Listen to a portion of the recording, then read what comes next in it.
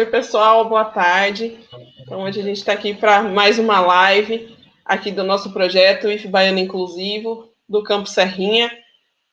Hoje a gente veio falar sobre os profissionais de apoio à inclusão escolar. Então, é um tema importantíssimo, que muita gente tem dúvida, principalmente de quem são esses profissionais, qual a formação que esses profissionais devem ter, o que tem de direito na lei. Então, a gente vai começar aí a conhecer hoje com as duas convidadas de hoje, que são minhas colegas da UFSCar. Então, a professora mestra Mamari Lopes, ela é pedagoga, fez o mestrado em Educação Especial na UFSCar e hoje é doutoranda na UFSCar também. Ela é orientanda da professora Eniceia, que é referência aí no Brasil.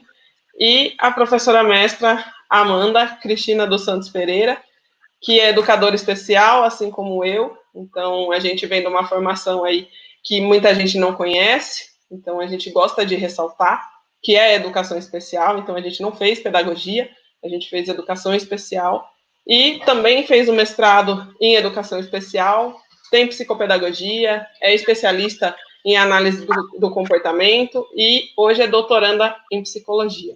Além de outras experiências aí que elas têm e que elas vão poder estar comentando aqui na live, contando um pouquinho da experiência, como elas trabalham. Então, que a gente possa aproveitar aí esse finalzinho de tarde, começo de noite,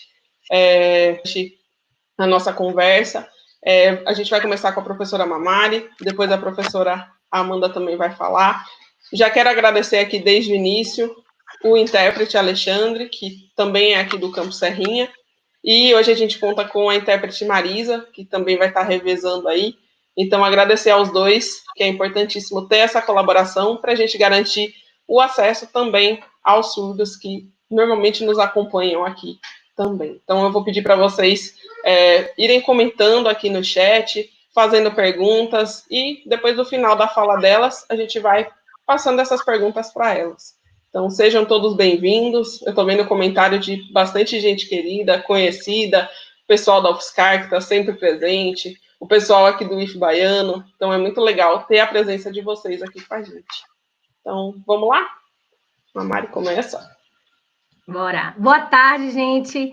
É um prazer estar aqui, né, com vocês, principalmente discutindo um tema que eu sou apaixonada, né? Queria agradecer, em primeiro lugar, a Paty, né, que além de ter uma admiração por ela como profissional, é minha amiga pessoal, né?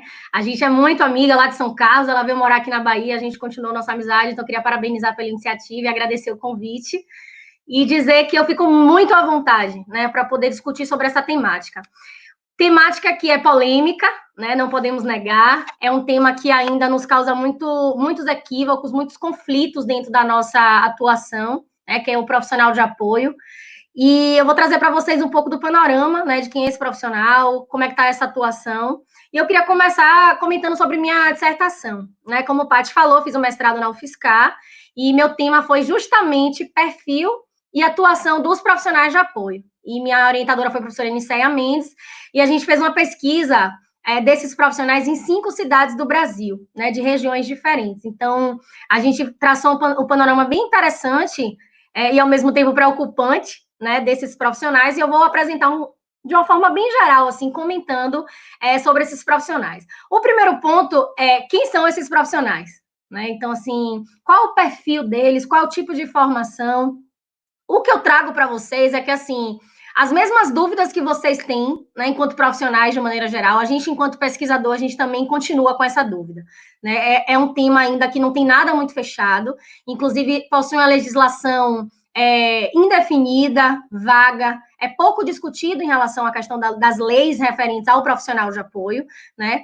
E, assim, existe uma diversidade de nomenclatura, então já começa nesse impasse. Então, a gente vê que os profissionais de apoio, a gente vê cuidador, a gente vê agente de inclusão, auxiliar de inclusão, cada município, na verdade, ele determina uma terminologia diferente, né? A gente optou na dissertação por usar profissionais de apoio à inclusão, né, que é o tal do cuidador também, que a gente vê na literatura e vê muito na prática se falando. E aí a gente vê que existe um cenário muito diverso em relação a esse profissional, né? Então, assim, não existe uma exigência, por exemplo, de uma formação inicial, né? Então, a gente encontrou estagiários assumindo esse lugar, profissionais estagiários, né? Da psicologia, da pedagogia, da fonoaudiologia, mais desses cursos. A gente viu pessoas que têm o ensino médio completo, né, assumindo. Vimos pessoas analfabetas também assumindo essa função. Então, assim, é ainda uma função que tem, né, diversas formações iniciais, digamos assim. E a gente viu também um perfil muito indiscriminado de seleção. Então, assim, não existe como é que eu posso falar? Um processo seletivo estabelecido, né? Então, assim, divulga na universidade, por exemplo, que tem a vaga, quem se inscreve vai e passa. Não tem um filtro, né? Se já estudou alguma coisa, ou se tem um perfil, se encaixa, se interessa, não existe isso. Em alguns municípios também, eles entram pela questão das empresas terceirizadas, né? Então, malmente tem contato com o setor de educação especial, por exemplo. Então, eles são contratados via empresa terceirizada e caem, às vezes, de paraquedas na escola sem nem saber o que é que eles vão fazer. Então, assim, eu estou pontuando essas questões para vocês terem uma noção da consequência que isso causa no final. Então, por exemplo, teve ontem até fiz uma live com a professora Eniceg e citei esse exemplo de um que me marcou muito, que ele era caminhoneiro, ficou sem emprego e surgiu essa oportunidade dele assumir essa função sem nem saber o que ele ia fazer. Ele falou assim, eu não sabia se eu ia ser porteiro ou diretor, recebi a carta e fui. Quando chegou lá, ele soube que ele ia cuidar de um autista, né? Foi assim que ele me falou.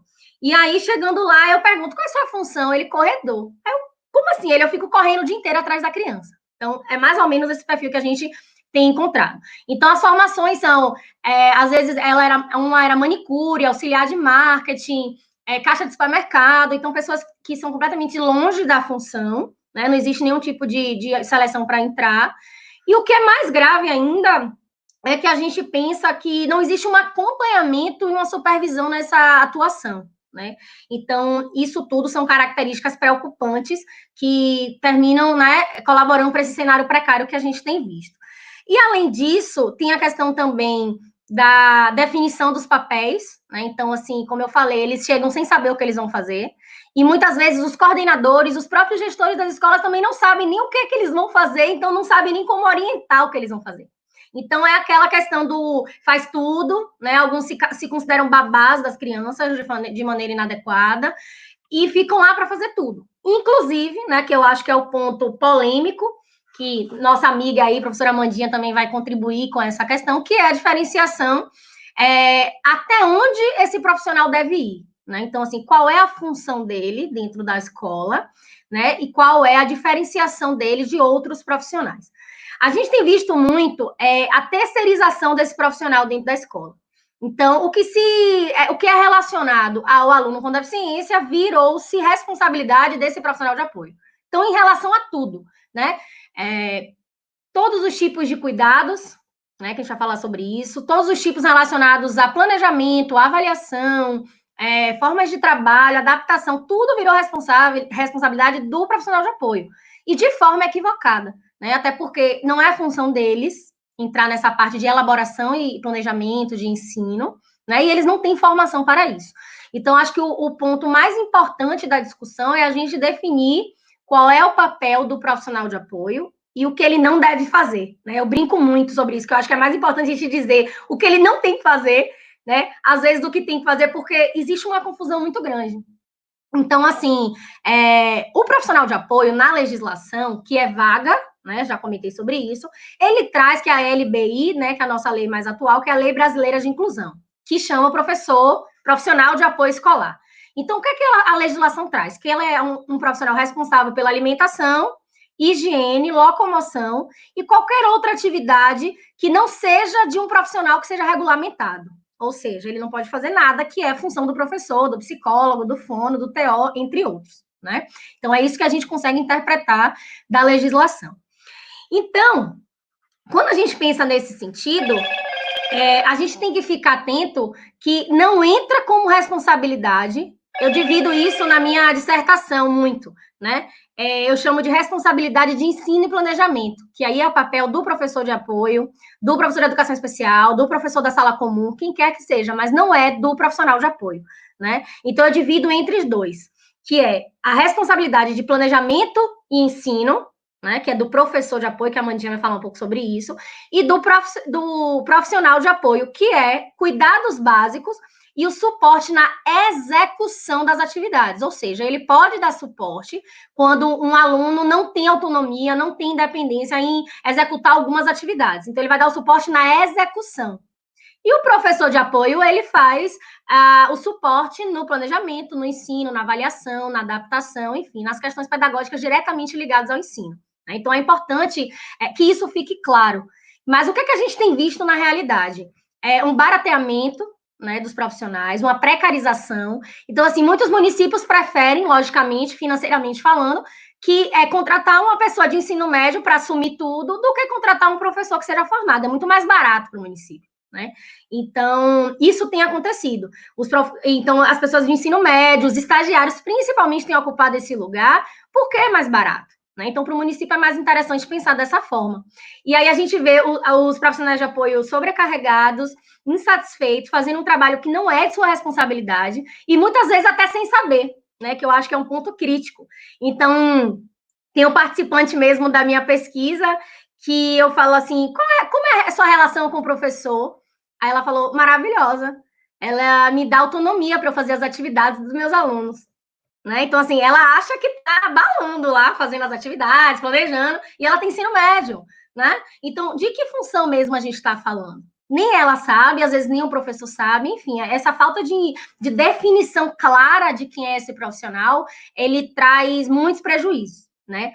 Além de que, fora isso, a gente tem a visão equivocada de que chega um profissional de apoio na escola, nossos problemas acabaram. Né, como se eles fossem a salvação de tudo, e não é bem assim.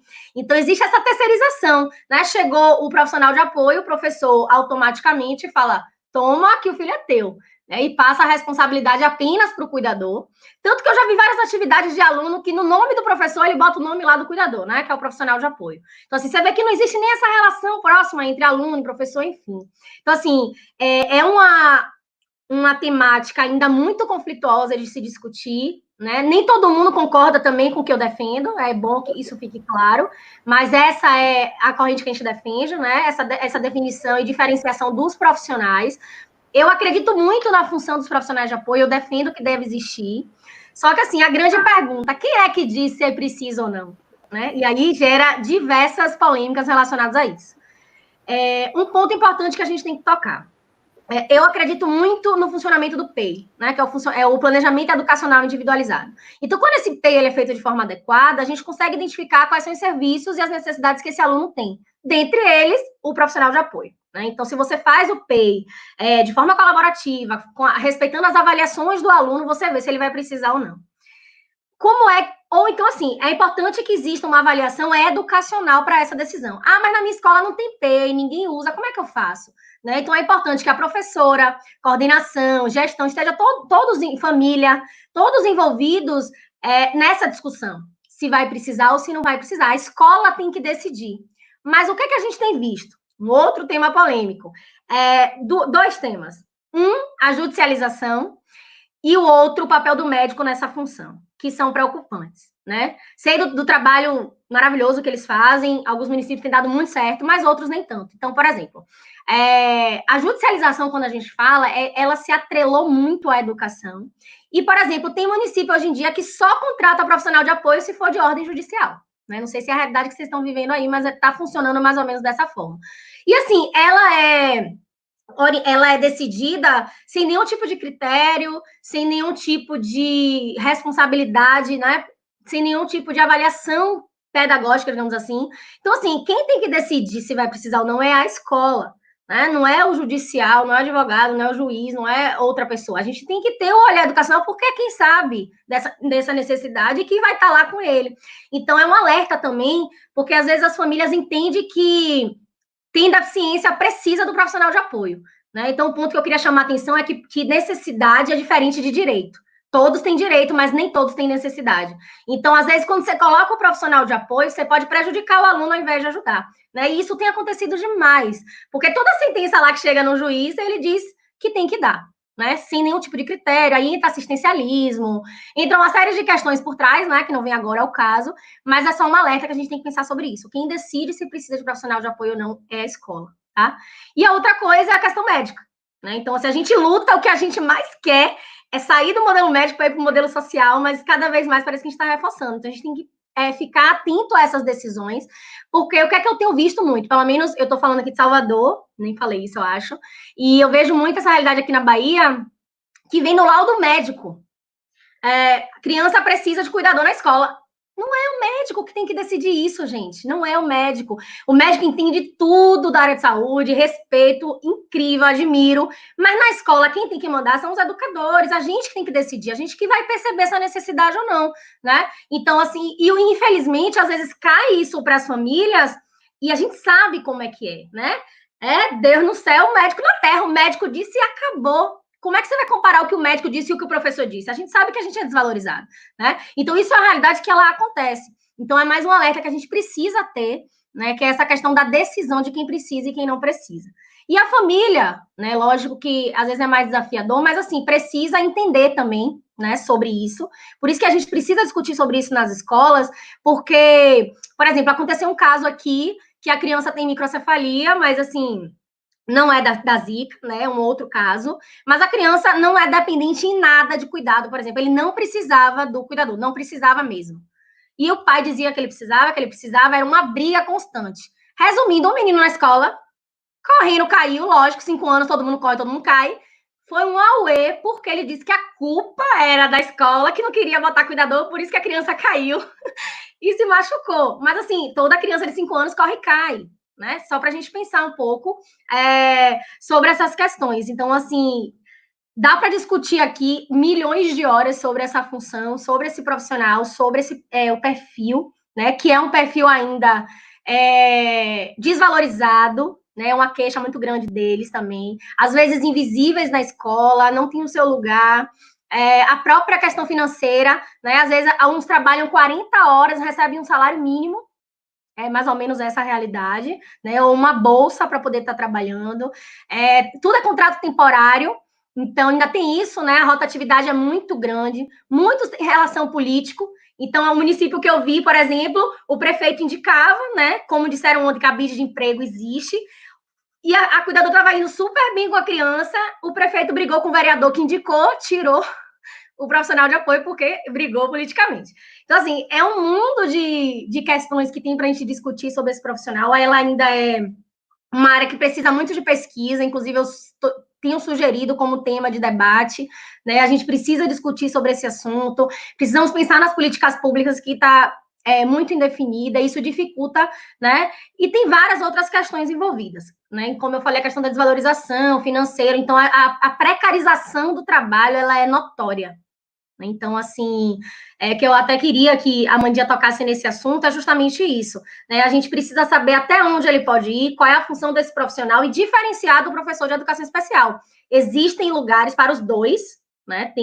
Vai depender da criança, da necessidade, da realidade, né? Então, assim, quem é a criança que precisa do professor de apoio, quem é a criança que precisa do profissional de apoio, né? Então, recapitulando, já finalizando a minha fala, é justamente isso. O profissional de apoio, que é o cuidador, que a gente chama, o auxiliar, enfim, ele está ali para dar suporte nas questões de cuidados básicos, de alimentação, higiene, locomoção, e suporte nas atividades, né, na execução das atividades que o aluno não consegue fazer sozinho. Que isso é muito importante. Por exemplo, tem casos de alunos que, como eu falo, às vezes eu faço uma listinha, o que não pode fazer, ser sombra do aluno. Isso é muito comum. Então, onde a criança vai, o cuidador vai atrás e sufoca, e às vezes não precisa e prejudica. Então, eu vejo o aluno, ele olha assim e fala, sai daqui, o que você está fazendo aqui do meu lado? Eles se estressam, porque eu falo que esses profissionais, eles têm que entrar em ação quando tem necessidade. Não é para ele estar ali o tempo inteiro, né, que a criança não é de vidro. Então, assim, tem que ter os cuidados, não pode deixar em risco, sem dúvida. Mas, assim, cada um vai ter um papel, uma atuação diferente, porque cada criança é diferente, cada criança tem uma demanda diferente, mas precisa ficar atento a isso. Eu preciso fazer isso agora ou ele consegue fazer sozinho? Né? Porque é aquela velha questão que a gente sempre fala, se eu tenho alguém para me dar na boca, por que eu vou comer sozinho? Não preciso. Né? Se alguém vai amarrar meu cadastro, por que eu vou fazer esse esforço? Deus me livre, não vou fazer não. você que faça, né? Então, assim, isso impede e atrapalha muito a autonomia do aluno, que é o que a gente mais quer de forma geral, né? Então, assim, é uma função ainda que tem gerado polêmicas, conflitos, enfim, né? Mas assim, de uma forma geral, o cenário que a gente vive é mais ou menos esse, mas mais uma vez dizendo, eu defendo esse espaço, acredito que tem que ter, mas são crianças que estejam dependentes desses cuidados, né? Não são todos os alunos com deficiência que precisam, né? E para exercer essa função. Então, o alerta que eu queria deixar é esse. Definição dos papéis. Então, professor de apoio, professor de educação especial tem um papel, profissional de apoio tem outro. Precisam de quê? Supervisão, acompanhamento, isso é essencial. Então, por exemplo, nos Estados Unidos e na França e na Itália, são profissionais de apoio iguais aqui, tem ensino médio. Qual a diferença de lá? O processo seletivo, acompanhamento e supervisão. Né? Só que aqui ninguém nem sabe o que tem que fazer, não tem a definição de papel, ninguém supervisiona, ninguém dá suporte. Então, assim, né, é algo que a gente precisa parar para pensar, assim como as próprias diretrizes municipais. Né? Já que a nossa legislação ela é totalmente vaga, a gente precisa começar a pensar nas nossas diretrizes municipais para dar um norte, né? Dentro da realidade de cada município. Claro que a gente sabe que não vai ser igual sempre, mas a gente precisa pensar a forma mais adequada de atuação desses profissionais. Né? Então, o cenário geral que eu queria trazer tem muito mais coisa, mas é esse aí, mais ou menos. E aí depois a gente volta nas perguntas.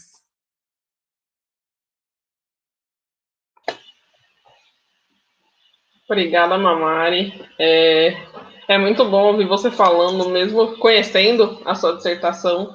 O pessoal aqui foi acompanhando no chat, não sei se você foi acompanhando os comentários, mas uma galera comentando que eu também recebo relatório médico indicando que precisa de cuidador, que é muito sufocante essas pessoas ficarem em cima da criança.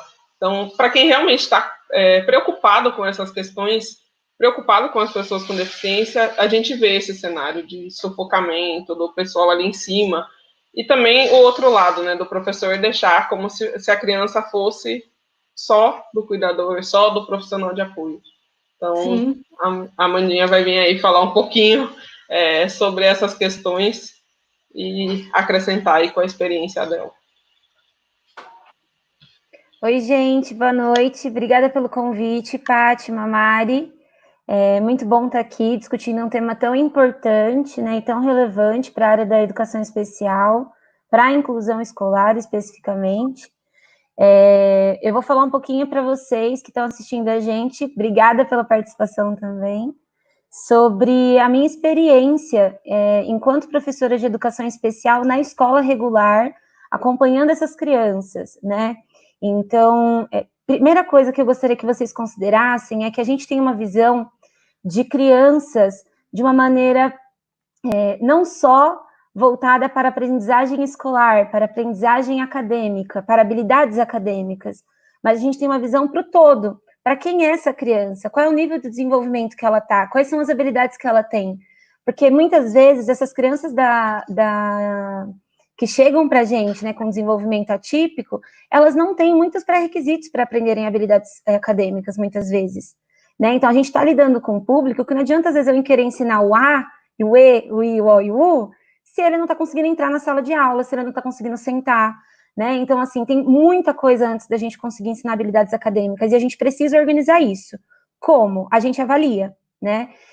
A situação que eu vivi foram em 2 momentos diferentes.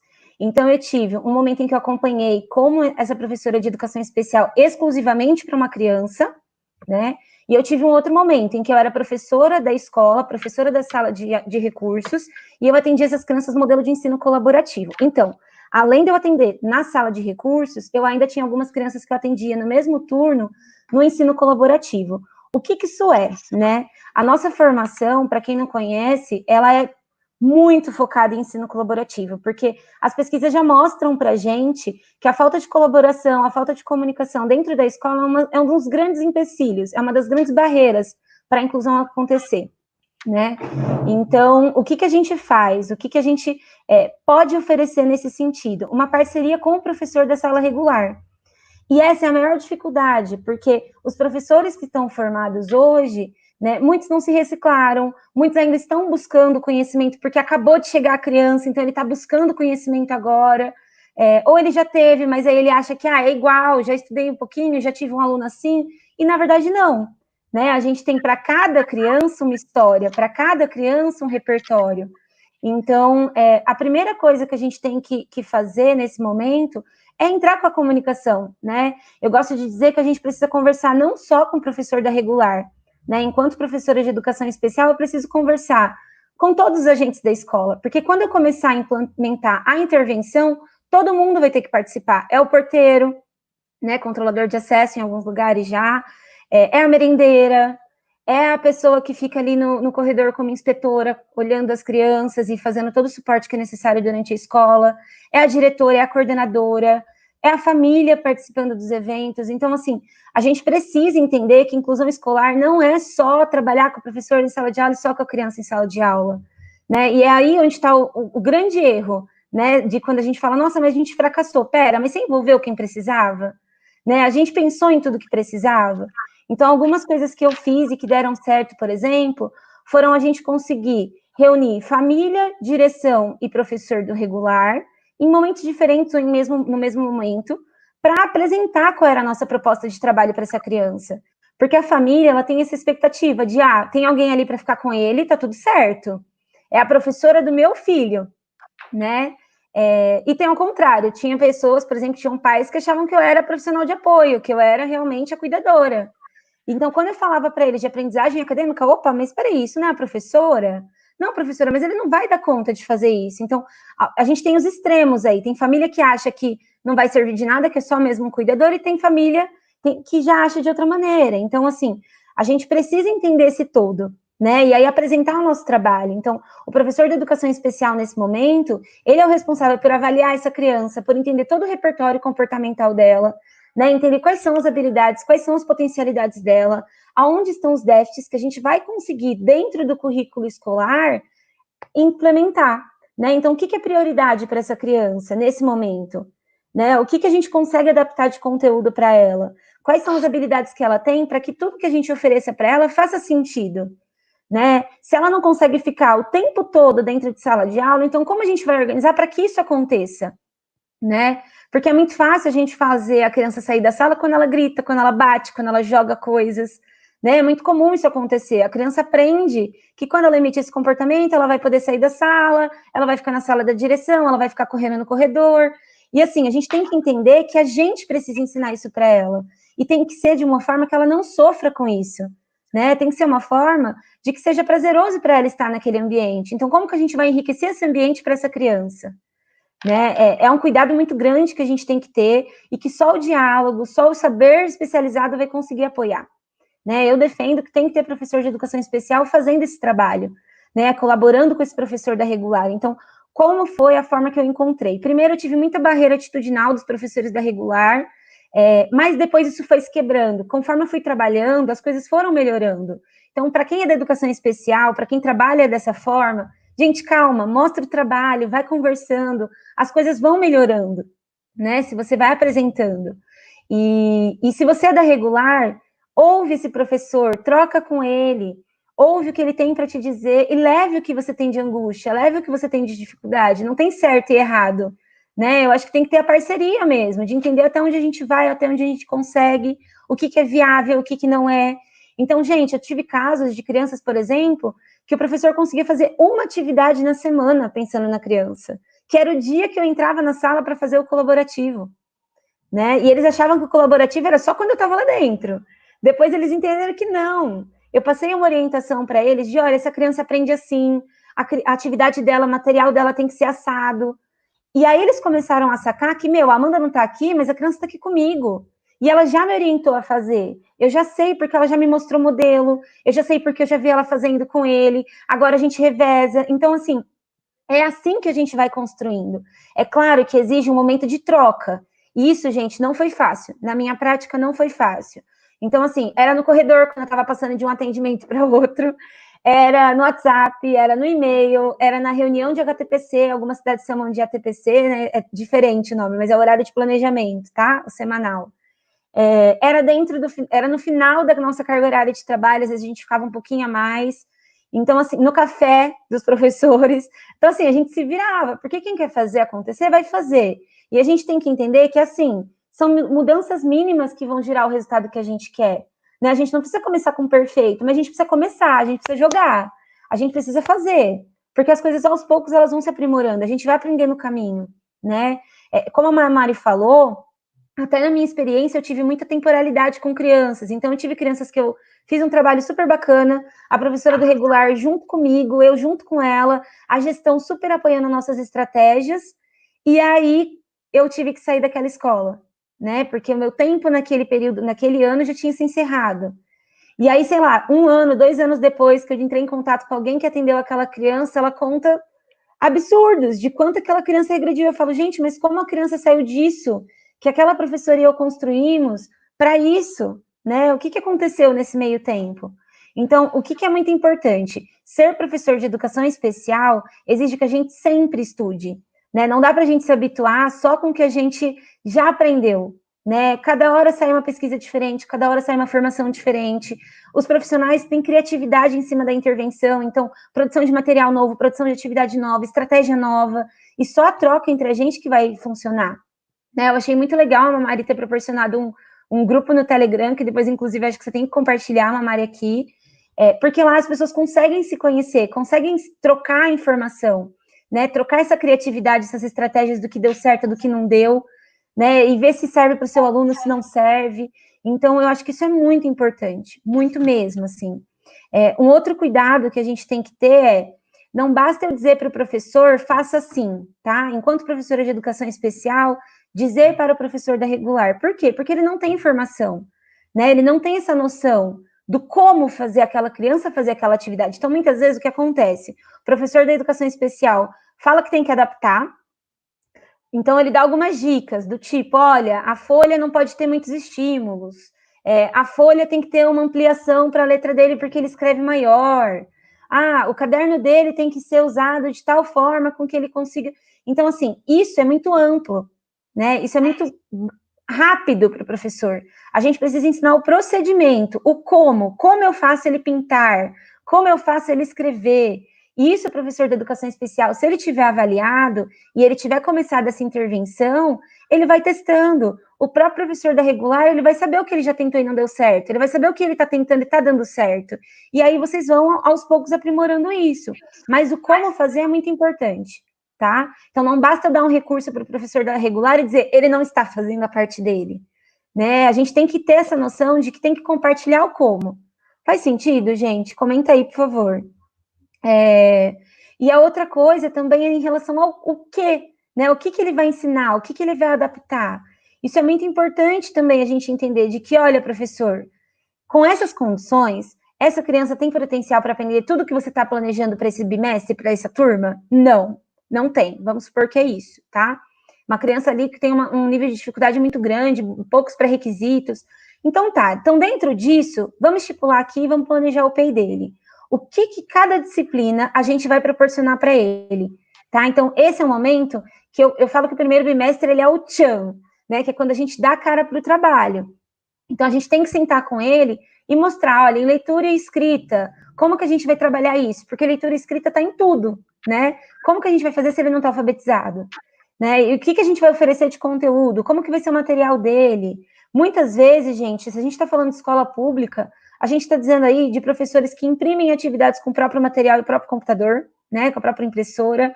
A gente tem situações, assim, de falta de material de sala de recursos, então nem o professor da regular, o professor da especial não consegue levar para regular. Então, a gente sabe que tem, né, condições de trabalho aí absurdas, né, falta de condições, assim, adequadas. Mas se a gente for buscar sempre uma justificativa no que não tem, a gente nunca anda, né? Então, o que dentro das nossas possibilidades a gente consegue? É usar material reciclável para preparar material? É usar, sei lá, desenhar. Eu tive uma professora que ela desenhava coisas para a criança no caderno, né? Então, o que é viável? O que a gente vai oferecer, né? Então, isso é importante, porque daí o professor se organiza. Olha, em história, ele não está alfabetizado, então eu vou usar essa estratégia. Eu vou usar imagens, eu vou pedir para ele escrever uma palavra do que aquilo significa, né? Eu vou apresentar um vídeo no meu próprio celular, porque daí eu consigo mostrar para ele um conceito, e aí depois, não, melhor, Amanda, eu não vou fazer no celular, eu vou apresentar para todo mundo, porque a escola tem um computador, eu vou colocar as crianças sentadas, a escola tem um projetor, então assim, o professor começa a entender que não é só para criança com deficiência, para criança público-alvo da educação especial que a gente tem que fazer diferente. A gente pode enriquecer a forma de ensinar para todo mundo. Muitas vezes, um recurso que a gente preparava para criança com deficiência, o professor depois se ligava, nossa, eu fiz isso, mas as outras crianças se interessaram. E aí eu tive que mudar a minha aula. Eu tive que colocar todas as crianças em contato com aquilo. Olha que legal. E aí depois ele já começou a pensar em formas de criar materiais que ele conseguisse fazer por agrupamento. Então ele dividia de 5, 8 crianças para um material. E aí ele ia mediando isso. Né? Ele aproveitava, por exemplo, quando tinha um estagiário que nem era, né, para atender criança com deficiência, mas que estava ali. Ele usava um momento que a coordenadora ia até a sala dele para ajudar. Ele usava um momento que eu estava, quando eram atividades que exigiam mais suporte, né? Então, é esse o cuidado que a gente tem que ter, de entender que a gente não está sozinho e que a gente não sabe tudo, que a gente tem que compartilhar, a gente vai testando o que funciona, né?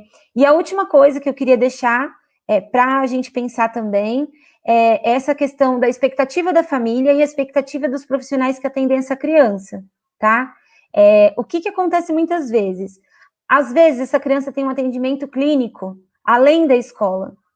E essa família, às vezes, não tem acesso a isso de uma maneira tão fácil. Então, às vezes, são profissionais do sistema público. Por exemplo, o psicólogo da UBS. É UBS, Paty, que chama aí, na Bahia? Na unidade de saúde básica? É o postinho, gente, que eu tô falando. Então, muitas vezes, é o psicólogo de lá que atende. UPA. Isso. É esse profissional que está tão distante da realidade da família, porque o sistema não permite que ele seja tão próximo da família. Às vezes é muito rápido, ele tem 20, 30 minutos para atender. Então a família não consegue ter essa devolutiva tão assertiva quanto é num sistema particular, por exemplo. Mas a gente consegue fazer uma ligação, a gente consegue pedir um relatório, a gente consegue criar forma de diálogos com essa equipe, né? E a gente tem os casos de crianças que são atendidas em clínicas. E aí, como estruturar essa relação? Como equilibrar o que a clínica tem de objetivo terapêutico para o desenvolvimento, para as áreas de desenvolvimento dessa criança, e o que a escola tem de oportunidade de ensino ali? Quais são as habilidades que cabem naquele contexto natural?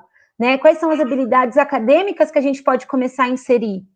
Então, isso é muito importante, né? Que essa equipe se apresente para a escola. E se ela não se apresentar, que a escola procure um contato via família, né, para que isso aconteça. Porque assim, todo mundo falando a mesma língua, as coisas vão funcionando, né, e muito melhor. É claro que isso é o ideal. A gente sabe que muitas vezes esses profissionais não aparecem na escola, né, muitas vezes esses profissionais se demonstram irredutíveis, então eu estou dizendo que tem que ser assim, tem que ser assim. Só que a gente tem que pensar que a gente está lidando com crianças de escola pública, muitas vezes, né, quando a gente fala de educação especial, a maior parte desse público está na escola pública. Então, a gente tem que pensar, né, o que é viável dentro do contexto escolar. Não adianta a gente querer chegando, né, a clínica chegando, não, tem que ter uma parceria, tem que ter um diálogo. Olha, hoje a gente não dá conta de fazer isso. A gente nem sabe fazer o que vocês estão ensinando para a gente, mas a gente vai tentar. Então, olha, assim a gente consegue. Tais dias da semana, em tais condições, deu certo, a gente aumenta, a gente começa com outras coisas. Então, acho que é essa noção de gradual, de não ter que ser tudo de uma vez, que tem que ficar muito claro para todo mundo nesse processo, tá? Eu agradeço a atenção, tentei ficar no tempo ali que a Paty falou para mim. Se tiver alguma dúvida, alguma coisa, vocês podem me escrever depois no meu Instagram também, estou super à disposição. Obrigada, Amanda. A gente teve muitos comentários, eu fui anotando as perguntas, mas tem muita gente comentando, principalmente nessa questão, concordando com a parceria entre os profissionais e também com a família. Então, é uma tríade aí que a gente precisa fazer e que sem ela, a inclusão ela fica mais ou menos, né? Então, ela não acontece do jeito que deveria acontecer. Tem algo aqui que eu também já ia relatar, mas Mal trouxe nos comentários. Então, Mal, também é nossa colega, já esteve aqui com a gente. E a questão de falar que não tem formação. Então, isso é algo que a gente tem falado muito aqui nas palestras, que já acabou essa desculpa, sabe? Já deu. Então, eu acho que ter formação não é ter tido a disciplina na licenciatura, não é você ter feito uma pós-graduação para aquele assunto. Ter formação envolve muita coisa, então a gente pode dialogar, e ali, aquele diálogo, muitas vezes trazer mais informações do que se você tivesse pago um curso para aquilo. Ou formações como essa aqui no YouTube, vídeos, a gente tem muita coisa já na área da educação especial. Não é algo novo, então acho que já acabou essa desculpa. E ela também traz a questão do professor do AE. Então, a Mamari traz nas palestras dela que muitas vezes a gente é visto como super-herói. E a gente também não tem informação para tudo. Então, aqui um dos cursos do IFE tem 17 componentes curriculares. Eu não sei sobre tudo. Então, eu não sei agroecologia. Eu estou começando a entender algumas coisas agora. Mas a gente não tem como usar essa desculpa de não ter formação. Então, a gente entra, essa parceria. A área do professor e a gente entrando com as questões de adaptação, de como trabalhar com aquela deficiência. Então, acho que se a gente caminhar junto, isso dá certo, né? Então, é o ensino colaborativo que a gente tanto fala e tanto defende. Sim. Eu fui anotando, a gente tem várias perguntas. Que bom! Então, a primeira delas é de Mal, então ela pergunta se vocês concordam com os profissionais de apoio 1 para 1. Então, um profissional para cada aluno. Tá. Vou começar, tá? Na verdade, Mal, um beijo. E essa é uma polêmica muito grande, né? Porque geralmente é o que a gente tem visto, né? Então, assim, a maioria dos contratos é 1 para 1, né? Como ela falou, é um profissional de apoio para um aluno, né? E a gente defende que não deve ser dessa forma. Claro que, mais uma vez chamando a atenção, que cada caso é um caso, né? Então, assim, mas falando de uma maneira geral, isso não deve ser regra, como está sendo feito. Né? Então, a gente sempre fala sobre isso, né? Inclusive o faturamento, a questão financeira, ela nem comporta isso, porque a rede tem um número muito alto dos alunos com deficiência, fora que nem todos têm a necessidade, né? Como a gente já comentou. Então, assim, na literatura estrangeira também é dito isso, né? A gente tem discutido isso lá fora, que eles são contra essa cultura de 1 para 1, que realmente pode trazer muito mais prejuízo do que benefício, né? Só que assim, eu gosto também de chamar a atenção que a gente precisa ficar atento ao perfil do aluno. Então, por exemplo, qual foi o caso que eu vi uma vez? Era um profissional de apoio que era responsável por 6 crianças ao mesmo tempo. Né? E assim, a criança queria ir no banheiro e ela não tinha ninguém para dar suporte a ela. Ou a criança queria lanchar e ela não tinha ninguém para dar suporte a ela. Então, assim, é mais uma vez a importância da avaliação criteriosa de cada caso, né? Então, é importante a gente pensar isso. Então, assim, o que é que eu percebo dentro dos profissionais de apoio? Não existe uma regra. Nem para atuação, nem para quantidade de criança. Vai depender muito da necessidade de cada aluno. Por exemplo, tem criança que tem, vamos supor, a criança com a síndrome congênita do Zika vírus, que a gente está vendo que a maioria vem com comprometimento significativo motor, por exemplo, né? E não tem a fala. Então, assim, ela demanda muito de cuidados básicos, né? Então, ela precisa de ajuda para comer, para poder se locomover, precisa de ajuda para ir no banheiro, precisa de ajuda para pegar material, tudo isso. Tem outros alunos, por exemplo, que só precisa do profissional de apoio para ir no banheiro, né? Então, assim, depende muito de cada caso. Então, é bom que fique atento a isso. E eu queria chamar a atenção também, uma coisa muito importante que a gente tem vivendo, eu vi isso na minha dissertação, que é o perfil do profissional de apoio para cada aluno. Então, por exemplo, minha dissertação, você ri e chora o tempo inteiro, né? Porque, às vezes, ela é cômica, que é inacreditável. E, assim, uma participante minha mesmo falou... O meu aluno, ela é profissional de apoio, contratada como ADI, agente, né? Todos esses nomes aí que a gente conhece. E aí ela era profissional de apoio de um jovem de 16 anos.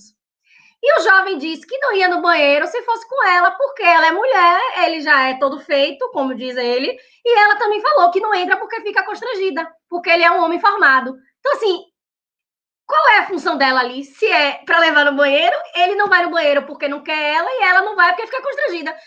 E contratou para quê? Qual é a função dessa, né? Então, assim, é mais alguma coisa que a gente tem que pensar. Então, ter esse cuidado, para um jovem, homem, né? Vamos pensar num perfil que seja mais adequado para acompanhar esse jovem no banheiro, enfim. São cuidados que não existem, né? Que perpassam pela questão da seleção, como a gente falou. Então, é uma forma de contratação indiscriminada, completamente.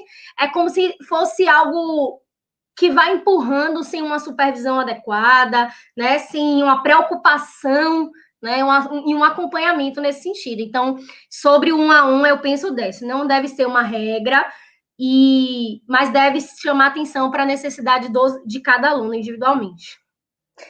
Eu concordo com a Mari, eu também acho que não tem que ser uma regra, eu acho que é pela necessidade da criança, e eu acho que a grande dificuldade das pessoas é entender quais são os critérios para isso. Né? Então, o que define? O que são essas necessidades? Né? O que está envolvido nisso? E Sim. Eu acho que é uma pauta para uma outra, outra live. Só isso já ia dar uma boa pauta. Sim. Mas acho que a grande chave do negócio é esse. O que é a necessidade? Quais são os critérios para que eu considere que seja necessário ou não? Uma outra coisa que eu acho que me chama a atenção do 1 para 1 é a questão da autonomia. A Carísia, que é uma colega nossa, comentou algo a respeito do quanto que às vezes os profissionais acabam atrapalhando essa questão, né, de desenvolvimento da criança. Eu brinco com todas as pessoas que eu supervisiono hoje, de que o nosso objetivo é que a criança não precise da gente mais, né? Então, é isso, assim, eu fiz o meu trabalho quando a criança não precisa mais do atendimento, né? E eu acho que é isso que os profissionais têm que entender, de que deixar a criança dependente deles, fazer tudo por ele, não resolve o problema, não ensina, né? E a gente precisa ensinar, porque é uma criança que muitas vezes na hora do intervalo não vai comer sozinha, porque ainda não aprendeu a comer sozinha, né? E eu preciso ensinar, ele tá naquele contexto, sei lá, a TO orientou de como fazer, ou se a mãe contou como tá tentando ensinar em casa, ou se você que já é professor, já fez um curso, ou já trocou com alguém que já fez ensino de AVD, e que pode tentar ensinar ali para ela, vamos fazer, né? Então, assim, é isso, é dar autonomia, e eu acho que 1 para 1, ele dificulta essa visão do profissional, de entender que é isso, ele não precisa mais de você, essa é a sua meta, ele não precisar, né? E eu acho que é uma grande dificuldade das pessoas de entenderem. Eu já vi matérias, por exemplo, das pessoas falando que tinham medo de perder o emprego se a criança não precisasse mais dela. É isso mesmo que acontece. Então, assim, é isso, assim, a gente tem que entender que o nosso trabalho está feito quando a gente faz eles não precisarem mais da gente. Aí significa que a gente teve muito sucesso no que a gente estava propondo. Só para complementar, eu fui, né, esse profissional, e eu era paga pela família na época, e eu ainda brincava, tô ganhando no mole, né, porque eu não precisava fazer mais nada, ou seja, era um resultado de que meu trabalho estava sendo muito bom, porque, como a Amandinha falou, e sempre nas formações dos profissionais de apoio, eu friso isso, né, e assim, essa questão do perder emprego que ela falou que leu, é muito real, né, porque principalmente em cargo público, que é contratação, elas pensam que, mas se ele evoluir, eu vou ser demitida, e a gente fala o tempo inteiro que é uma demanda que surge o tempo inteiro. Então, assim, eu vi que tem a DI aí participando, então é importante que a gente pense sobre isso, porque não vai perder o emprego, porque vai ser remanejado. Então, você não pode pensar em prejudicar, né, porque prejudica mesmo, se a criança não precisa do profissional e ele está lá, ele pode prejudicar por conta da questão da autonomia. Então, assim, a gente precisa ser ético, eu sempre falo isso nas formações, de que se não tem a necessidade, você vai ser remanejado. Então, fica a dica aí para os ADIs que estão presentes, que eu vi ali os nomezinhos. Tem muita gente comentando, muita gente aqui de Salvador e de outros estados também, comentando sobre a prática, enquanto vocês falam. Vamos lá para outra pergunta. Então, o Arilson perguntou para vocês qual seria a formação mínima para trabalhar com os alunos com deficiência. Falando do profissional de apoio, né? Eu posso falar do profissional de apoio, a Amandinha fala do professor, então. Pensando no profissional de apoio, isso não é determinado, né, em lugar nenhum, na verdade. A gente tem visto isso na prática, que é o ensino médio, né, para o profissional de apoio. Por que o ensino médio? Agora, o ensino médio com a necessidade de uma formação continuada, um acompanhamento e uma supervisão. Não adianta, eu vou falar isso várias vezes, porque é muito necessário. Eu acho que, na verdade, independente de qualquer formação, precisa ter um acompanhamento e uma supervisão desse trabalho, né? Então, o ensino médio, por quê? O profissional de apoio, como eu falei, ele é responsável pelos cuidados básicos. Então, a gente está falando aí de empurrar uma cadeira de roda, de auxiliar na alimentação, de dar suporte na execução das atividades. Então, não precisa de uma formação inicial para exercer essa função, né? Então, assim, é um cuidado que a gente tem. Inclusive, muitas pessoas me perguntam se eu sou a favor que o estagiário faça isso ou não, né? Então, assim, na minha dissertação, inclusive, a gente traz esse dado de que estudantes da pedagogia querem desistir do curso porque ficam com medo de falar, poxa, mas eu vou me formar e vou virar cuidador, eu vou ter que ficar trocando fralda, empurrando cadeira de roda, eu não estudei para isso. Né? Então, assim, é uma polêmica também que isso causa. Então, não deve ser uma função do estagiário para assumir essa função, assim como também que não deve ser para o professor de educação especial, a Amandinha vai falar um pouco sobre isso. Então, assim, o ensino médio, ele eu acredito, a gente defende, pelo menos, que é uma formação básica, mas ela precisa de um acompanhamento e uma formação. Então, eu acho que para o profissional de apoio, pelo menos na discussão atual, e se ele exerce a função que ele deve exercer, que é que eu já falei várias vezes, o ensino médio, ele contempla, com formação e supervisão e acompanhamento, né? E aí a Amandinha fala do professor de educação especial, professor de apoio, enfim. Gente, eu vou vender meu curso, né? Eu vou falar da graduação em educação especial, né, pessoal?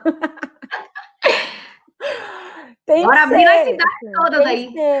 Né? Depois, se vocês tiverem interesse, quem não conhece, entrem no site da UFSCar, vão conhecer a proposta da grade curricular, gente. Não é porque eu fiz, não é porque eu amo, é só porque realmente é muito bom. Tem muita variedade ali de práticas para a gente, né? Então, a gente vê um pouco, é uma formação generalista, a gente vê um pouco sobre cada deficiência, sobre cada público-alvo da educação especial. A gente vê procedimento de ensino, então a gente tem análise do comportamento, por exemplo, no curso. A gente tem estratégias pedagógicas, a gente tem abordagem social da deficiência. A gente tem muita coisa lá, né? São 4 anos. Educação especial como graduação, eu acho que é um pré-requisito. É claro que é um sonho, porque isso, para o Brasil, né, demanda. Até a gente chegar lá, políticas públicas têm que acontecer, tudo isso tem que acontecer. Mas eu acho que é a formação mais ideal para esse profissional na escola. Agora, se for um profissional que fez pedagogia, depois fez a especialização em educação especial, eu acho que ele precisa de uma formação complementar, sim, na área da atuação dele. Então, se ele vai trabalhar com crianças autistas, ele precisa estudar autismo. Se ele vai trabalhar com crianças que têm PC, tem que estudar práticas com PC. Então, não dá para ficar só pela pós-graduação, gente. Infelizmente, acho que isso para ninguém é viável, em nenhuma área, inclusive.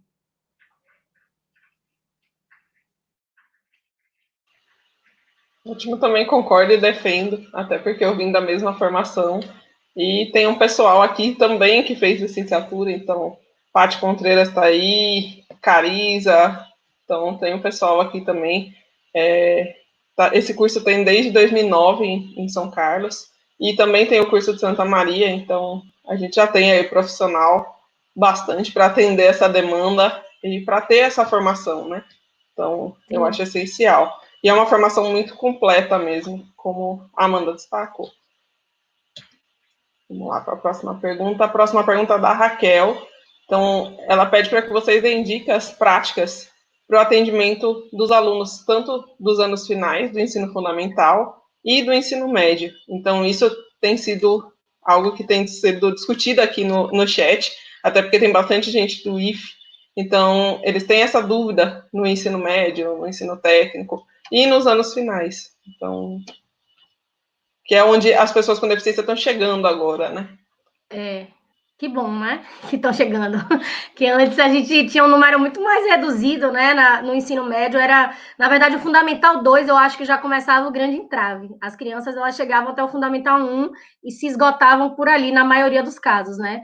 Então, no ensino médio, a inclusão ela ainda é muito desafiadora, né? Por vários motivos. E eu acredito muito também na dificuldade da questão da licenciatura, né? Ontem a gente discutiu um pouco sobre isso, e é um desafio. Então, assim, se para o pedagogo a gente já tem uma dificuldade enorme, imagine para o licenciado, que, assim, é uma discussão de inclusão que é completamente distante, né? Então, assim, é algo que realmente é desafiador, mas, assim, o que eu sugiro na prática, que aí vai para todas os níveis de ensino, é a importância de se ter o PEI, né? Então, assim, eu não vou te dizer uma prática agora, porque vai depender da criança, vai depender do conteúdo, do jovem, de várias formas, mas, assim, uma dica prática que eu acho infalível é a elaboração do PEI.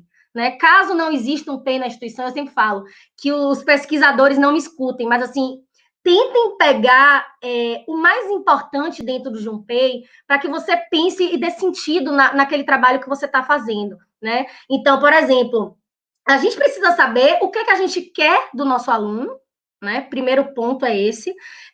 Como a gente vai fazer e como ele vai mostrar para a gente que ele aprendeu.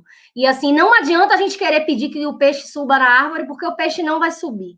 Né? Então, isso primeiro tem que ficar muito claro. E é isso que tem acontecido, principalmente no ensino médio. A gente quer que ele siga a turma, mas ele talvez não siga, né? Uns vão, outros nem tanto. Então, assim, quando a gente fala no PEI, que é o Planejamento Educacional Individualizado, eu não vou conseguir falar tudo sobre ele, mas eu sugiro a leitura, né? Que é o lugar justamente onde você vai ter essa noção das avaliações, né, de quem é seu aluno, quais são as potencialidades dele, em primeiro lugar, focar nas potencialidades, né, e em seguida ver, dentro daquele contexto que vocês estão estudando, como é que ele pode participar e quais são os conteúdos importantes para ele. Então, por exemplo, aí existe a questão das adaptações curriculares, da priorização de conteúdo, de adaptação de recurso, vai depender muito da necessidade de cada aluno, mais uma vez eu falando.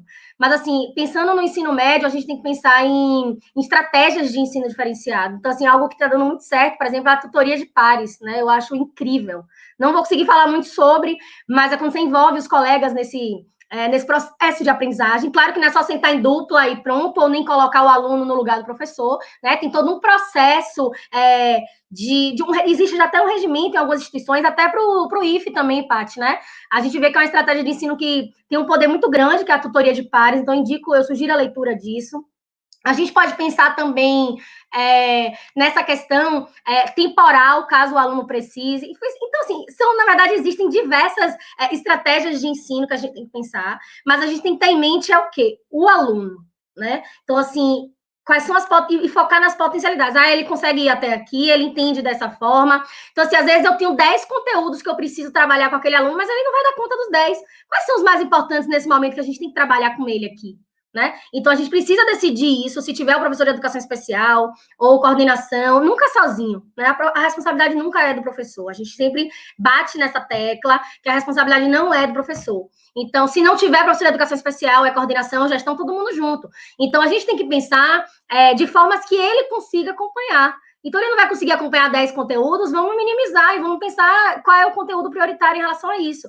Né? Então, assim, às vezes uma modificação simples, gente. Né? Então, por exemplo, o aluno que não domina a letra script, que tem gente no ensino médio que vai chegar sem dominar tranquilamente, porque teve adaptação da letra bastão. Né? Então, assim, qual é a letra que ele consegue identificar? O papel está muito cheio, a questão do caso das pessoas com autismo, por exemplo, que tem, às vezes, uma inteligência incrível, mas se você der um papel muito poluído visualmente, ele não vai conseguir fazer. De repente, ele vai rasgar ou ele vai resistir e vai dizer que não vai fazer. Né? Então, assim, depende muito de cada aluno, mas o importante é que a gente levante essas necessidades, foque nas potencialidades e, a partir daí, você vai. Né? Você tem que ter em mente que o aluno não está ali para socializar e o que você fizer está bom. Né? Esse eu acho que é o primeiro passo. Então, independente da limitação que ele tenha, o que eu vejo também, Paty, é que muitos ficam angustiados, por exemplo, quando eles vão passando de série e não são alfabetizados. Então, é como se não alfabetizado fosse sinônimo de que ele não sabe nada. Né? Então, a gente precisa repensar sobre isso também. Então, é você pensar como você pode trabalhar o contexto da turma de uma forma diferenciada. Então, assim, a gente defende muito DUA, né, que eu vi a galera falando, Desenho Universal da Aprendizagem, eu também defendo, acredito demais. Mas chega num nível de ensino que nem sempre o DUA é aplicável, como, por exemplo, o ensino médio. Então, a gente vai partir para atividade diferenciada e não tem problema. Né? Então, assim, é muito comum a gente falar de diferenciação e as pessoas falam, mas se eu diferenciar, não estou fazendo inclusão. Né? Então, assim, não é bem por aí. A gente tem que dar o caixote para o aluno assistir o jogo, ele vai ter o caixote que ele precisa para assistir o jogo. Se ele precisar de 2 caixotes, ele tem que ter 2 caixotes. Se ele precisar de um, ele vai ter um caixote. Não é porque o outro colega não precisou que ele... Né? Então, assim, essa é uma reflexão que eu acho que, para mim, isso é prática, né? Você pensar em estratégias de ensino diferenciadas e se preocupar nesse sentido, principalmente em relação ao ensino médio, ensino técnico, e vale a pena chamar atenção para o ensino superior, né? Com a aprovação das cotas, Universidade, ó, graças a Deus, está enchendo de pessoa com deficiência, e agora todo mundo vai ter que mudar a forma de aprender, de ensinar, de decidir, enfim, né? Vai ser o reboliço. Pena que chegou bem na hora que a gente ia começar a analisar essas questões aí, mas assim que passar esse vírus, eu estou ansiosa para ver como é que vai ser isso, né? Com essa quantidade de alunos como o IFE está fazendo, por exemplo. O IFE está se reestruturando completamente. Queria até parabenizar a galera aí do IFE, né, em nome de Paty, de Mal, a galera está fazendo um trabalho brilhante, e a gente precisa levar isso para as universidades, né? Amandinha, se deixar. Eu vou falar um pouquinho rapidinho do que eu fiz, tá? E depois, quem quiser, a gente pode trocar mais, né, em outro momento. Eu já fiz algumas estratégias como dessensibilização, sensibilização, desculpa, dos profissionais. Muitas vezes esses professores do ensino médio e do ensino docente superior, eles não sabem o que é aquela deficiência, eles não sabem o que é aquela especificidade, então começa do básico, sabe? Então, eu vou com formação. A outra coisa que a gente já fez é observar a aula desse professor. Então, como esse adolescente ou esse adulto se comporta durante a aula, sem nenhum tipo de adaptação que está sendo feita, como que está hoje? Qual é o estado da situação hoje? Né? Então, quando o professor está falando para todo mundo, dando a instrução geral, esse aluno fica quietinho. Ou, quando esse professor está falando a instrução geral, esse aluno começa a se engajar em falar com o outro, em chamar atenção, levanta, vai para o banheiro. Então, depende, qual que é o comportamento dele. E aí, a partir disso, a gente vai pensando na didática do professor ao longo da aula. Então, quais são os momentos pontuais que ele vai conseguir dar atenção para essa pessoa, né? Em que momento ele vai conseguir se aproximar e dar alguma instrução direta, mais direcionada para ele? Em que momento ele vai conseguir adaptar um recurso, adaptar uma aula para todo mundo, inclusive para ele, em algum momento daquela aula? Porque é isso, às vezes aquele assunto não é prioridade para ele, mas se eu começar a minha aula com vídeo, ou se eu começar a minha aula sem uma lousa, né, só falando, aquele aluno vai se apropriar melhor. Então, eu vou começar assim. Depois ele pode não conseguir dar conta do restante no momento que eu estou dando a aula. Mas aí, num segundo momento, eu consigo sentar com ele e passar a atividade que foi para ele adaptada. Ou eu consigo também fazer a tutoria de pares. Eu já planejo a minha aula com isso. Professores, pesquisem, não vão sair aplicando, pegar um colega e colocar ele junto, pelo amor de Deus. Tem técnica, tem jeito certo. Então, tem várias estratégias, e assim, vai depender muito da necessidade. Se você já tiver uma avaliação das habilidades dele, um PEI desenvolvido ali de habilidades, você já vai conseguir ter mais facilmente isso adequado. A questão é como ajudar esse professor a fazer a aula dele, né? A mudar a didática dele de aula. Eu acho que é aí que está um grande empecilho na minha vivência de ensino médio e de Fundamental 2, tá? Aqui no IFE a gente tem já algumas questões de tutoria que a Mari citou. Então, aqui eu já tentei em 2 casos. A gente está conseguindo estruturar. Mal também tem no campus Alagoinhas. E o campus que a gente sabe que está bem estruturado, inclusive eles recebem para isso uma gratificação, né? Mas também ajuda e valoriza o trabalho desses alunos, é o campus Guanambi. Então, eles, inclusive, já ofertaram um curso EAD, eu, inclusive, fiz na época. Eles têm uma legislação já feita, como que funciona essa tutoria. Então, é o Vocton que está à frente lá, e é bem legal, bem estruturado. Além do AEE no IFE, então, aqui a gente já vem crescendo em outros estados também, e isso é importantíssimo. E as universidades vão ter que repensar aí a prática, como vocês citaram mesmo. Tem um artigo de Vocton, né, que fala sobre isso. Eu sugiro a leitura. Vocton Fernandes, que fala sobre a tutoria de pares. Eu vou procurar ele aqui. Qualquer coisa eu mando no chat aqui pro pessoal. Joia. Pergunta da Maristela. Então, de algo que ocorre muitas vezes. Então, aqui os alunos mais comprometidos têm a carga horária de aula reduzida. Frequenta apenas 2 ou 3 dias ou fica na escola até o intervalo. Logo depois os pais vão buscar. O que vocês acham disso? E aí? Polêmico, hein? Quer falar ou quer que eu fale? Não, eu penso que essa adaptação de horário, essa redução de carga horária, ela tem que ter um porquê, ela tem que estar muito bem justificada, e ela tem que ser em prol do aluno, não da escola, não da instituição, que é o que mais acontece. Então, por exemplo, se essa pessoa tem comportamento inapropriado no ambiente, por exemplo, sai correndo, bate, joga coisa, surta, como o pessoal fala, ou entre crise, que é o termo mais adequado. É muito mais fácil para a instituição mandar essa pessoa para casa, interromper o período dela ali e mandar ela para casa. Mas isso tem que ser, então, muito voltado para o que é melhor para ele, e tem que ter um plano para que essa carga se amplie. Então, não dá para eu ficar mantendo essa criança, ou esse adulto, né, ou esse adolescente, 1 hora, 2 horas por semana na escola, sendo que ele tem direito a 25. Né? Ele tem direito a 25, ele dá conta das 25? Não. Então, vou começar com 1, vou começar com 2, tá, mas qual é o meu plano para aumentar esse tempo? O que o ambiente vai oferecer para ele para que ele consiga começar a aumentar esse tempo de carga horária dentro da escola, dentro da instituição, né? É assim que eu vejo, gente. Concordo. Tem uma questão que já tinha surgido de outras pessoas, mas que está surgindo agora aqui.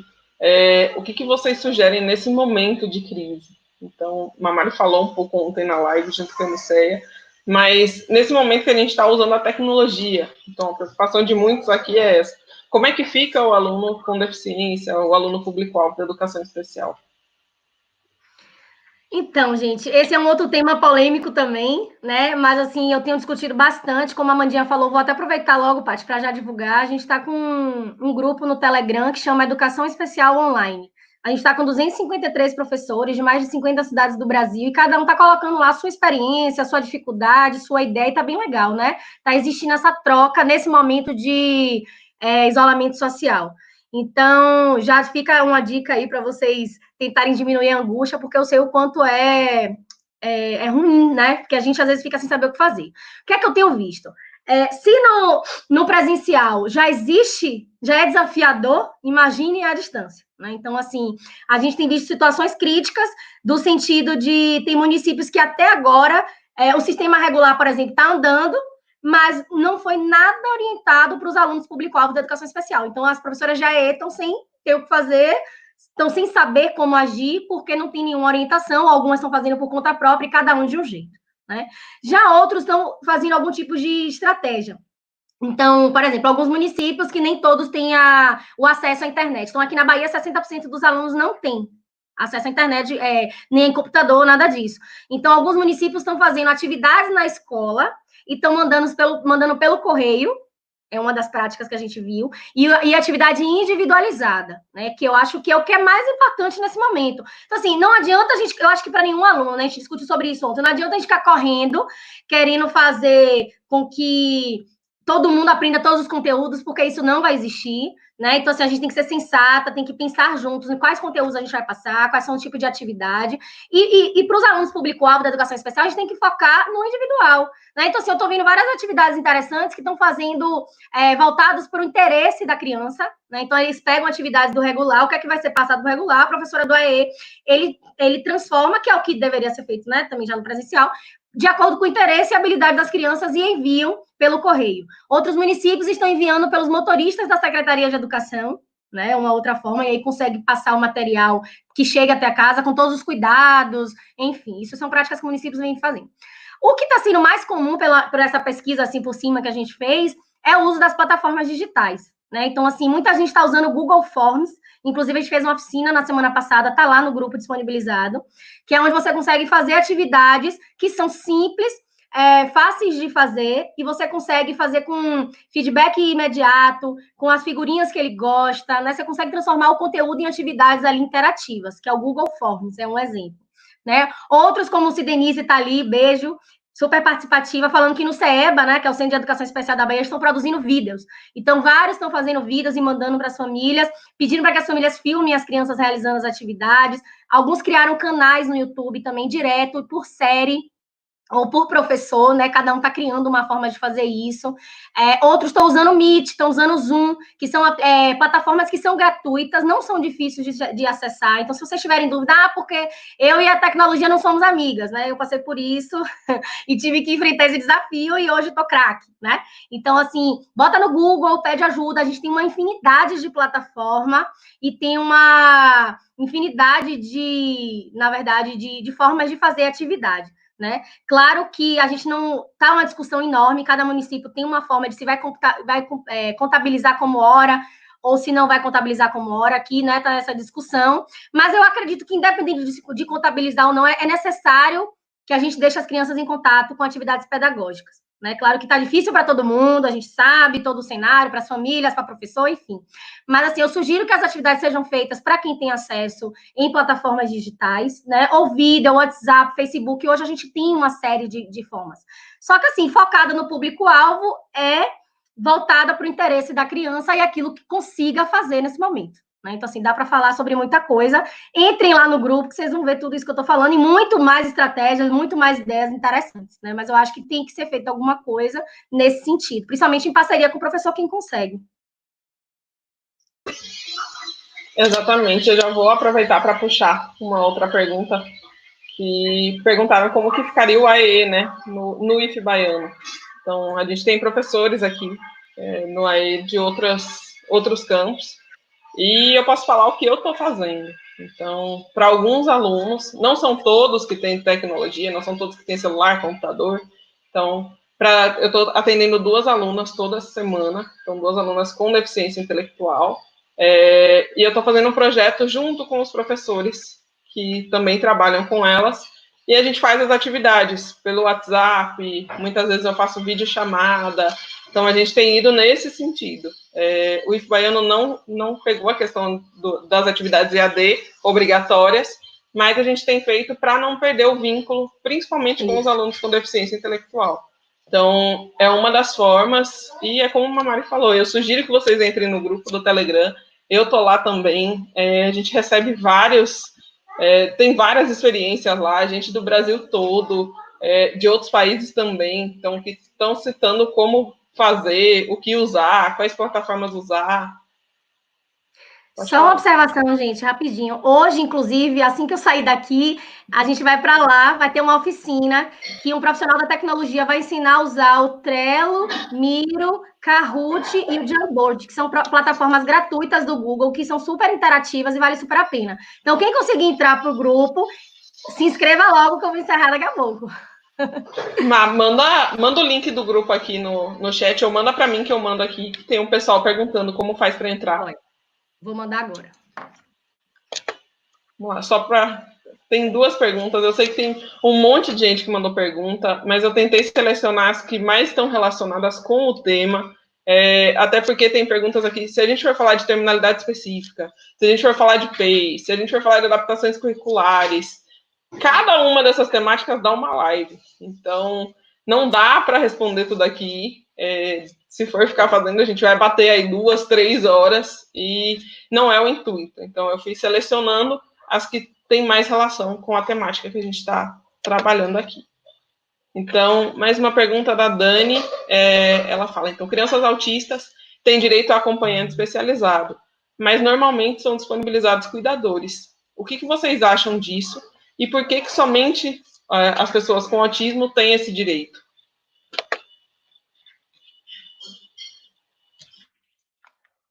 Quer que eu vá? Pode ir, amiga. Então, Dani, é uma situação também polêmica, complicada, né? Que eu cheguei a falar no início da minha fala. Mais uma vez, tem direito a acompanhante especializado, mas assim, a lei ela deixa brecha, né? Então, assim, o que é ser acompanhante especializado? É especializado em quê? Né? Então, assim, não existe nada muito específico em relação a isso, então abre brecha para contratar quem quiser. Tem esse porém aí no meio, que a gente já sabe que as crianças com autismo, não posso nem generalizar, mas assim, tem muitos casos que não precisam do profissional de apoio e precisa, de fato, de um professor de educação especial, né? Para pensar em adaptação, para pensar em recursos diferenciados, para pensar em avaliação, enfim, como a gente já explicou aqui. Só que, assim, é aquela coisa que a gente já disse. Existe o barateamento, a precarização, então é mais fácil e mais barato e mais interessante para o município, falando principalmente na rede pública, colocar um profissional de ensino médio. Tá certo? Não tá. Mas é o que está acontecendo. Né? Então, por isso que muitas famílias também têm entrado na justiça, principalmente nos casos de quando é autismo, para conseguir esse acompanhamento especializado. Aí tem um município que vai, né, e consegue garantir, já tem município que não consegue. E por que o autismo? O autismo é o seguinte, ele entra como público-alvo da educação especial na legislação brasileira maior, né, que é a Lei Brasileira de Inclusão. Mas, além dessa legislação, por conta de movimento social, envolvimento das famílias, todo esse movimento mesmo que está, né, com a questão do autismo, existe uma legislação específica só para a pessoa com autismo, que é a Lei Berenice Piana, né, que é uma lei, na verdade, que traz sobre várias questões do autismo, dentre elas o acompanhamento especializado. Só que ele não diz exatamente, até tem um decreto, não sei se você sabe, que é 8.304, alguma coisa nesse sentido, eu não lembro o número do decreto, mas é o decreto relacionado à legislação de Berenice Piana, que ele até fala um pouco mais sobre o acompanhamento especializado, mas ele não fala informação, ele fala o que ele tem que fazer, que é muito semelhante ao profissional de apoio. Então, assim, ainda existe essa confusão e esse conflito, e, infelizmente, esses profissionais estão ocupando espaços de forma inadequada, como eu dei o exemplo do corredor. O corredor não sabe o que fazer e faz o quê? Corre atrás dele o tempo inteiro. Então, assim, ele fica querendo pegar e botar ele lá dentro. Uma outra coisa grave, teve um dos meus participantes que eu perguntei assim, qual que é a sua função aqui? Ele cuidava de uma criança, cuidava não, né? Ele trabalhava para uma criança que tem um autismo. Ele falou assim, a minha função é quando ele atrapalha a sala, eu tiro ele. Quer dizer, ele foi contratado, aí foi até que a Amandinha falou, tá bom para quem? É interesse para quem? Para o aluno ou para a escola? A gente tem que sempre pensar nisso. Então, ele está sendo um suporte de inclusão escolar para a escola e não para o aluno. Então, é um suporte que deveria ser de benefício para o aluno, mas não é. Porque toda hora que o menino fala um pouco mais alto, a professora já olha e ele já sai. E eles relatam também que tem uma dificuldade enorme de voltar para lá. Que a professora fala, mas já vai voltar, né? E assim, não é uma saída planejada. Eu sei que tem alunos que precisam dar aquela voltinha, respirada, entre uma atividade e outra, eu sei de tudo isso.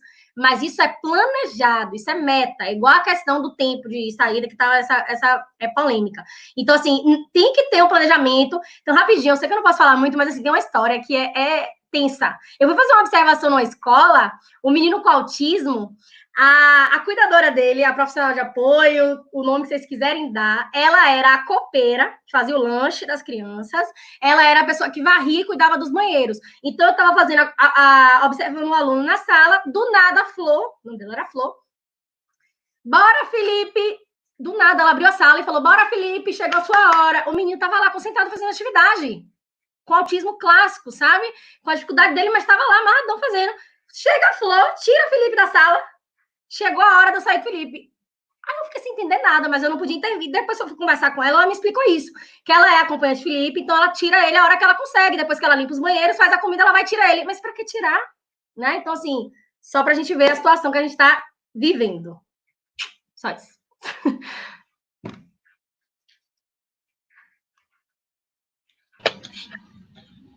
Vamos lá. Teve mais uma pergunta aqui, enquanto vocês estavam falando a questão de tempo mínimo em sala, aquela questão que foi polêmica. Tem um pessoal perguntando quando a família não dá a medicação correta, a escola pode não aceitar o aluno ou pode mandar esse aluno para casa? Como é que funciona, na opinião de vocês? Legalmente, eu não tenho ciência de que não pode aceitar a criança na escola porque não toma medicação. Agora, o que eu sei que é viável é que se é uma família que a gente tem ali sinais de maus tratos infantis, né, que isso está comprometendo a saúde da criança, o bem-estar dela, enfim, aí a gente pode fazer uma denúncia para o Conselho Tutelar e pedir um apoio para isso. Agora, barrar acesso de qualquer criança, gente, não é nem só da público-alvo da educação especial, não é possível, até onde eu sei, tá?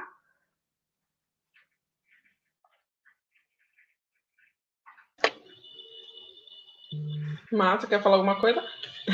Não. Eu também concordo. Existe uma lei que não pode barrar o acesso, inclusive a LBI de 2015, para quem quiser. Eu também mandei o decreto que Mamari citou, está aqui no chat, então é 8.368, é de 2014. Então tá aqui no chat também. E mandei o link do Telegram. Pessoal, eu sei que tem mais perguntas, mas Mamari precisa sair para outra oficina. Eu também indico que vocês migrem para outra oficina, então a gente está tendo várias lives aí. Todas lá.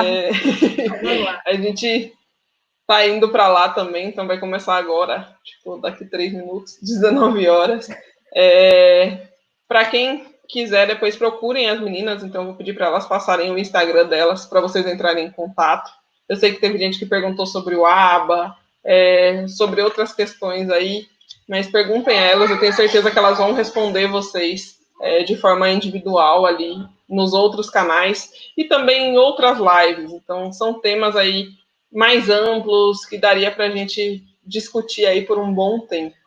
Mas hoje a gente vai ter que encerrar aqui, indo para outra, mas a gente encerra essa aqui.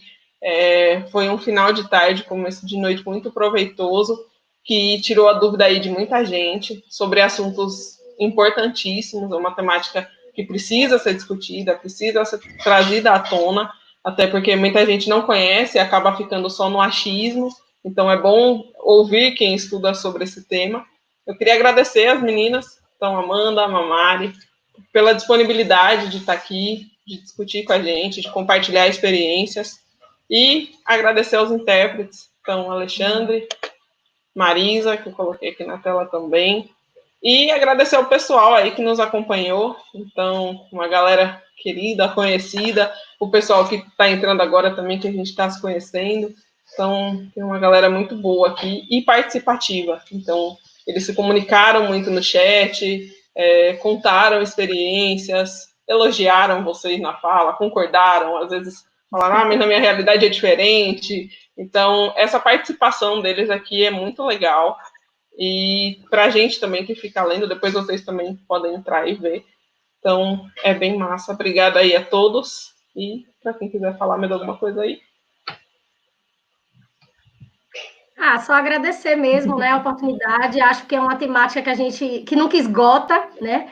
E eu amo falar sobre, vocês viram que eu me empolgo. Eu e o Pipo não dá. Mas, assim, estou à disposição, Paty, quando quiser conversar de novo, né? Estou aqui, foi massa. Obrigada, galera que participou. Uma galera boa aí, viu? Boa, legal, pertinente. E é isso, agradecer, tamo junto, botei meu Instagram aí, Mamari Lopes Inclusão, meu canal no YouTube também, eu tô fazendo live toda semana, participe. Se quiser, Paty botou o link do Telegram, tô indo para lá agora que a gente vai começar a nossa oficina. Então foi um prazer, Paty, parabéns pela iniciativa, você sempre arrasando aí, fazendo a diferença, orgulho, admiração e tamo junto. Amandinha, obrigada pela parceria. Muito obrigada, gente. Obrigada mesmo pela participação. Beijo, boa noite, estamos indo para a próxima. Tchau, gente, boa noite aí. Esperamos vocês lá no Telegram.